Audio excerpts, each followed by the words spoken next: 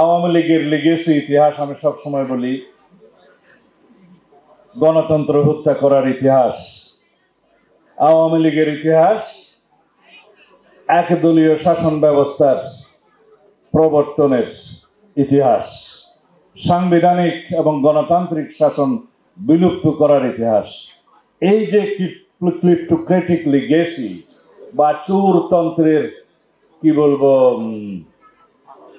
চোরতন্ত্রের যে ওয়ারিশি ব্যবস্থা, সেটা আওয়ামী লীগ শেখ মুজিবের সময় থেকে শেখ হাসিনা পর্যন্ত গড়িয়েছে। তাতে করে বলা হচ্ছে যদি ডেমোক্রেটিক অ্যাকাউন্টেবিলিটি যদি এনশিওর করা যেত, যেটা যারা ধ্বংস করেছে, যদি প্রবঞ্চনামূলক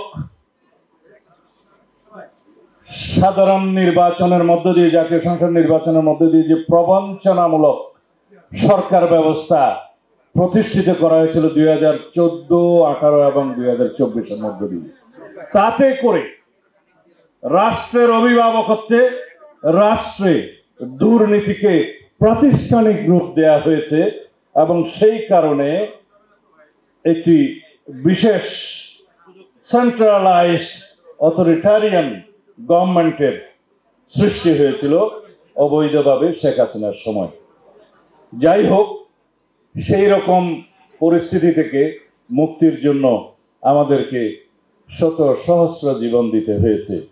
সেই রকম পরিস্থিতি থেকে এই জাতিকে মুক্ত করার জন্য শহীদের যে রক্ত, তার রক্তের যে প্রত্যাশা এবং আকাঙ্ক্ষা, সেটাকে ঊর্ধ্বে তুলে ধরে ফ্যাসিবাদ বিরোধী জাতীয় ঐক্যকে শক্তিতে রূপান্তরিত করে সবার আগে বাংলাদেশ, এই নীতি আমাদের প্রতিষ্ঠা করতে হবে।